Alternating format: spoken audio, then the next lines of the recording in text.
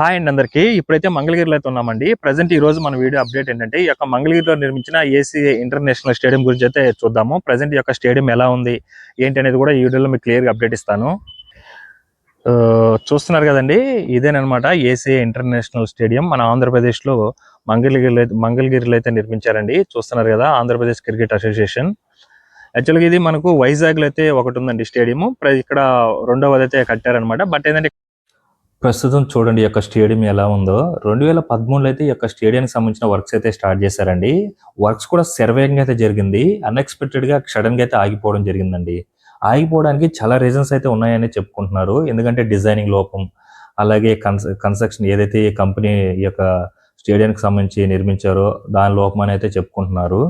యాక్చువల్గా వీళ్ళు ఏదైతే మనకు స్టేట్స్ ఏదైతే ఈ స్టేడియం నిర్మించుకోరో అప్పుడు వీళ్ళు ఒక డిజైనింగ్ ఏదైతే డీటెయిల్డ్ ప్రాజెక్ట్ రిపోర్ట్ అనమాట ఈ యొక్క స్టేడియానికి సంబంధించి బీసీసీఐకి అయితే సబ్మిట్ చేయాలి. ఈ యొక్క డ్రైనేజ్ సంబంధించి కానీ ఈ యొక్క స్టేడియానికి సంబంధించి అన్ని కూడా డీటెయిల్డ్గా బీసీసీఐకి సబ్మిట్ చేస్తే వాళ్ళ దగ్గర నుంచి అప్రూవల్ వచ్చిన తర్వాత మనకు ఈ యొక్క స్టేడియం అనేది నిర్మించుకోవడం జరుగుతుంది. బట్ వీళ్ళు ఇచ్చిన డిజైనింగ్ వేరే అనుకుంటున్నారు, మళ్ళీ ఇక్కడ కట్టిన డిజైనింగ్ వేరైతే అని అనుకుంటున్నారండి. మెయిన్ పొరపాటు వచ్చేసి గ్యాలరీస్ అనేది చెప్పుకుంటున్నారు. ఈ యొక్క గ్రౌండ్కి కంప్లీట్ అయి ఉంటే ఖచ్చితంగా ఇక్కడ ఐపీఎల్ మ్యాచెస్ కానీ ఇంటర్నేషనల్ మ్యాచెస్ కానీ ఖచ్చితంగా జరిగేది. ఎందుకంటే ఇది దాదాపుగా 35,000 మంది కూర్చునే విధంగా అయితే కెపాసిటీ అయితే ఉంటుంది. మనకు వైజాగ్లో అయితే ఉందండి, అది 25,000 కెపాసిటీ అయితే ఉంటుంది. ఇది కనుక కంప్లీట్ అయి ఉంటే దాదాపుగా 35,000 మంది కెపాసిటీ అయితే ఉంటుంది.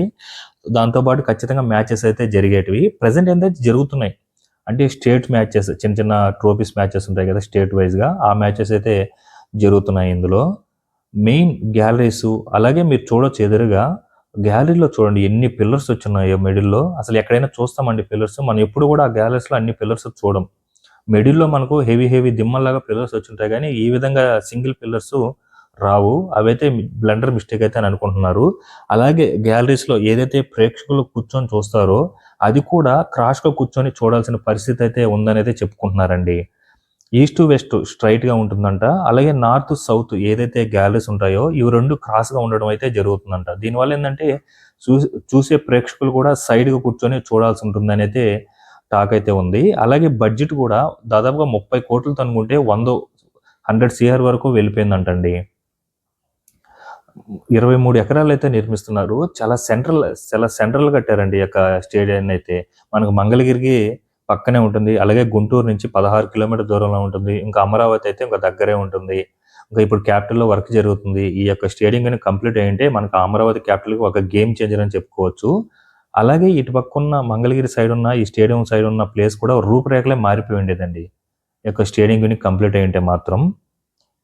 ప్రజెంట్ ఏంటంటే దీనికి ఇప్పుడు కొత్తగా మనకు చైర్మన్గా అయితే ఎంపీ చిన్ని గారు అయితే ఉన్నారు.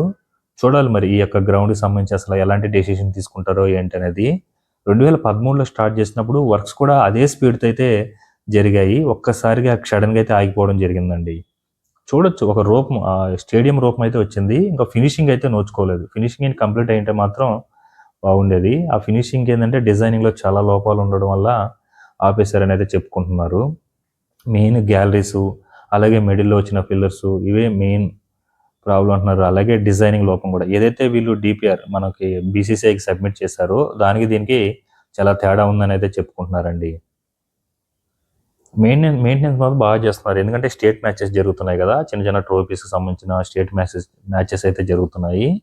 మెయింటెనెన్స్ బాగా నీట్గా చేస్తున్నారండి. అలాగే మనకు 1 year బ్యాక్ కూడా అంబటి రాయుడు కూడా ఈ యొక్క స్టేడియానికి రావడం జరిగింది, విజిట్ చేశారు. అప్పుడు ఏంటంటే స్టేట్ మ్యాచెస్ జరుగుతున్నాయి, దానికోసం అయితే రావడం జరిగింది. చూస్తే మాత్రం అందరూ ఒక స్టేడియం అయితే అనుకుంటారు, బట్ ఫినిష్ అవ్వని స్టేడియం అనేది చెప్పుకోవాలి.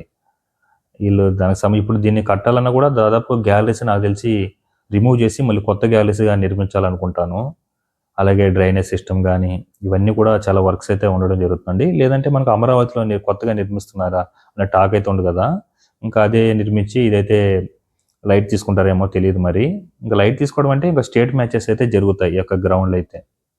ఎంత చక్కగా ఉందో చూడండి గ్రౌండ్ అయితే. ఎలాంటి మిస్టేక్ లేదని అయితే మనకైతే అనిపిస్తుంది. బట్ చూడాలి మరి ఎలా చేస్తారో. ఖచ్చితంగా మళ్ళీ దీన్ని డెవలప్ చేయాలంటే గ్యాలరీస్ కొంత రిమూవ్ చేసి మళ్ళీ కట్టడం అయితే జరుగుతుంది. ఎందుకంటే మనకు చూస్తేనే అర్థమవుతుంది కూడా, అన్ని పిల్లర్స్ మధ్య ఆడియన్స్ ఎక్కడ కూర్చొని చూస్తారు అసలు ప్రేక్షకులు. ఎవరి లోపమో మరి ఈ యొక్క స్టేడియానికి సంబంధించి డిజైనింగ్ ఎవరు కట్టడం కన్స్ట్రక్షన్ అంటే ఎవరైతే కట్టారో ఆ కంపెనీ లోపమా లేదంటే ఇక్కడ పర్యవేక్షణ లోపమా సెవరల్ మిస్టేక్స్ అనే చెప్పుకోవాలి. ఎందుకంటే ఒక ఇంటర్నేషనల్ స్టేడియాన్ని ఈ విధంగా వేస్ట్ చేసుకున్నారంటే ఇంకా చాలా బ్లండర్ మిస్టేక్ అనే చెప్పుకోవాలి. ఒకసారి కంప్లీట్ అయ్యింటే ఇంకా ఏ విధంగా ఉండేదో చూసుకోండి. మనకు విజయవాడలో ఎక్కడ గ్రౌండ్ లేదు, అమరావతిలో అయితే. ఒక ఇంటర్నేషనల్ గ్రౌండ్‌కి కంప్లీట్ అయ్యింటే ఇంకా నెక్స్ట్ లెవెల్‌లో ఉండేది. వైజాగ్‌లో మనకు ఆంధ్రప్రదేశ్ ఒకే ఒక స్టేడియం ఉంది. అది వైజాగ్‌లో. అది కూడా 25,000 మంది కెపాసిటీతోనే ఉంటుంది. ఇది 35,000 మంది. ఇక్కడన్నీ కూడా పిచ్చెస్ చూసుకోవచ్చండి. ఇవన్నీ కూడా ప్రాక్టీస్ సంబంధించిన పిచ్చెస్ ఇవన్నీ కూడా. మెయింటెనెన్స్ నీట్‌గా చేస్తున్నారండి. So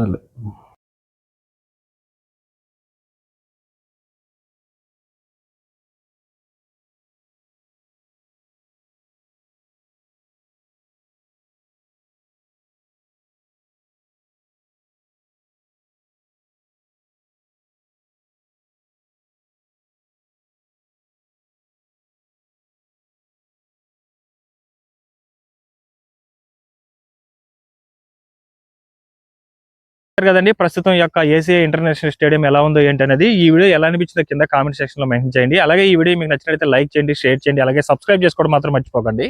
thanks for watching.